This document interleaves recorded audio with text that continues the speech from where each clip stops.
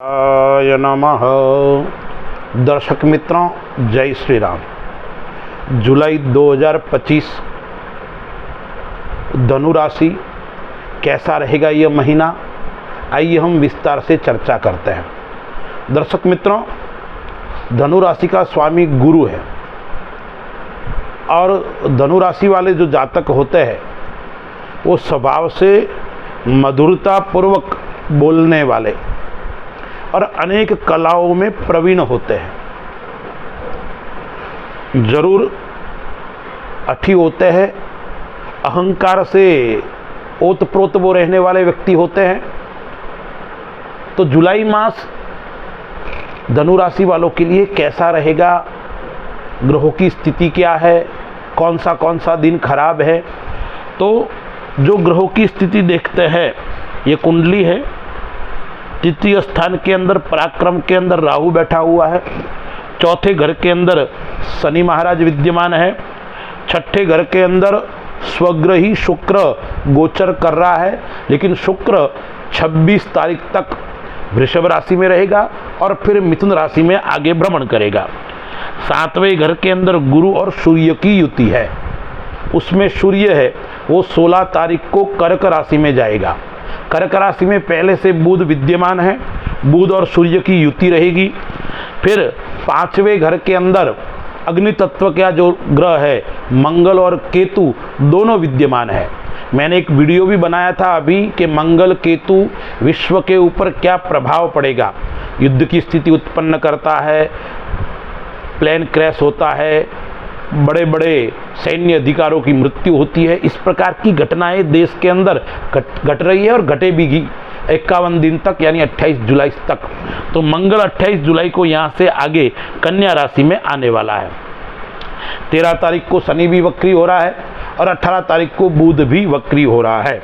तो यह है ग्रहों की स्थिति। अब धनु राशि वाले जातकों के लिए इस माह की कौन सी तारीख खराब रहने वाली है।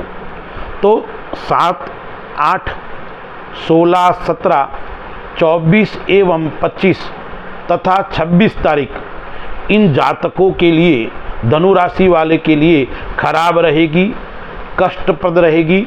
जीवन के अंदर थोड़ा इस माह के अंदर कई प्रकार की समस्याओं का सामना करना पड़ेगा।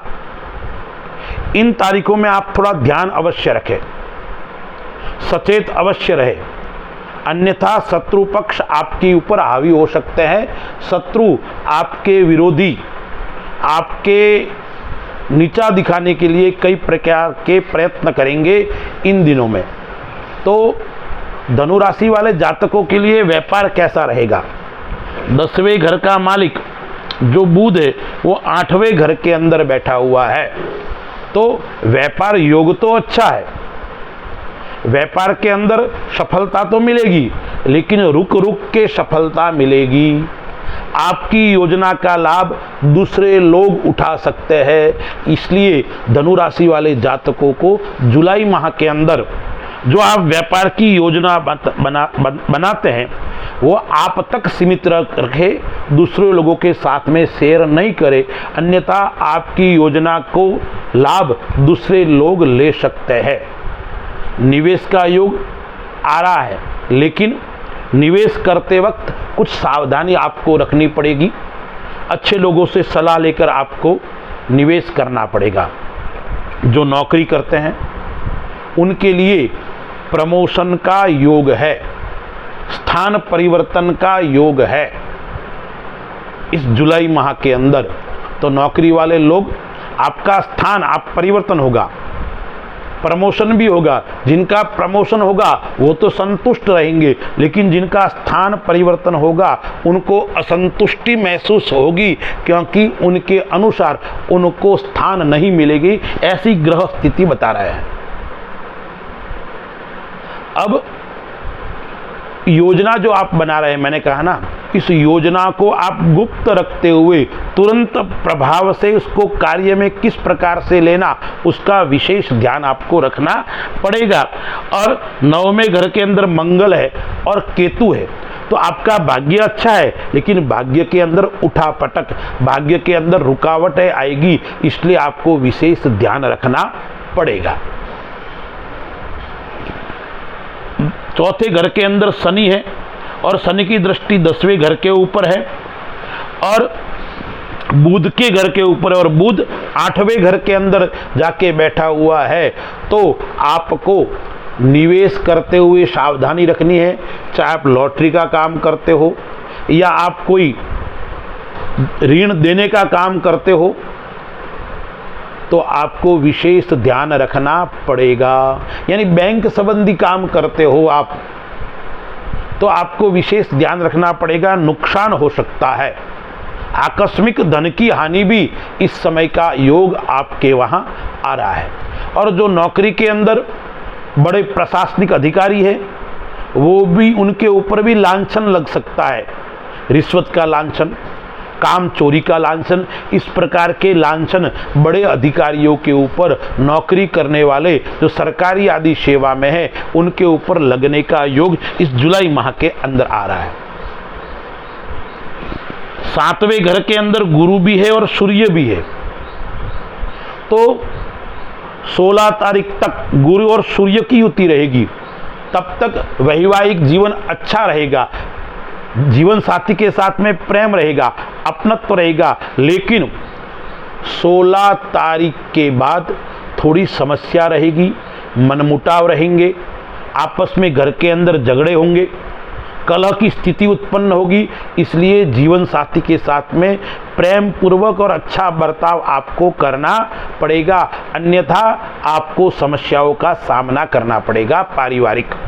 और उसके कारण चौथे घर के अंदर, चंद्रमा के घर के अंदर, 8वें घर के अंदर बुध बैठा हुआ है, तो जीवन साथी के साथ में मनमुटाव होगा, तो सास ससुर के साथ में मनमुटाव होगा, साले के साथ में मनमुटाव होगा, तो वो सब जो मनमुटाव है धीरे धीरे घर के अंदर कलह उत्पन्न कर सकते हैं। इसलिए धनु राशि वाले और धनु लग्न वाले जातक अपने पार्टनर के साथ में अच्छा व्यवहार रखें, इस बात का विशेष ध्यान रखना है। यही बात आप व्यापार के अंदर, यदि आपका पार्टनर है, व्यापार के अंदर आपका कोई साथी काम करता है, तो उनके साथ में भी व्यवहार आपको अच्छा रखना पड़ेगा, अन्यथा दूरी बनेगी और वो आपके लिए नुकसानदेह हो सकती है। धार्मिक कार्य के लिए आपको अच्छा समय है।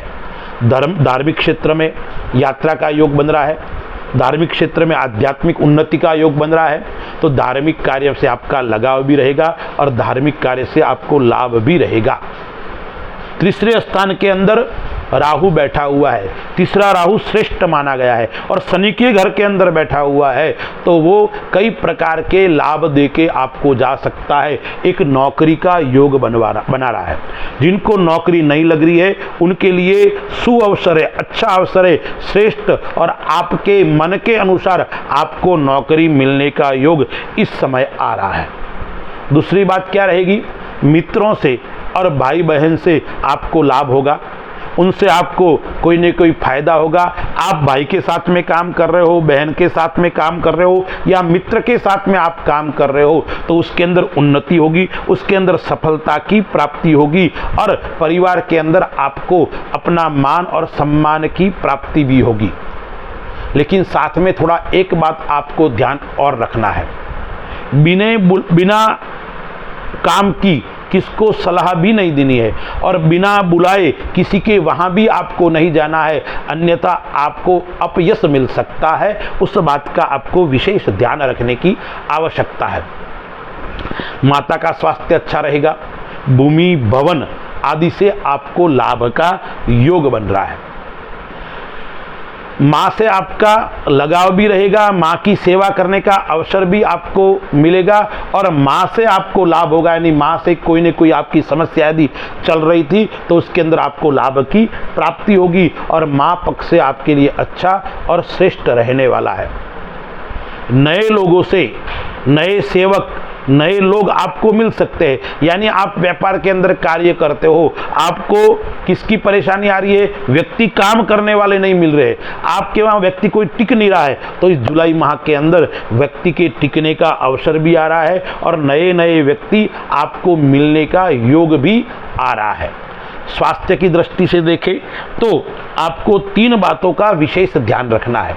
एक तो मौसमी बीमारी, जुखाम, खांसी, बुखार, इस प्रकार के मलेरिया है, उस प्रकार की जो मौसमी बीमारी है वो आपको परेशान कर सकती है। उसके कारण आप परेशान रहेंगे और बार बार डॉक्टर के चक्कर आपको काटने पड़ सकते हैं। और बात है वो पथरी, प्रोस्टेट, मूत्र संबंधी रोग, वो भी आपको परेशान कर सकते हैं। उसके कारण आपको समस्या रहेगी और बार बार अस्पताल के चक्कर काटने पड़ सकते हैं। और तीसरी बीमारी, और वो बीमारी है गुप्त रोग, उसका भी आपको ध्यान रखना पड़ेगा, अन्यथा गुप्त रोग बढ़ सकता है और उसके कारण आप परेशान रहेंगे।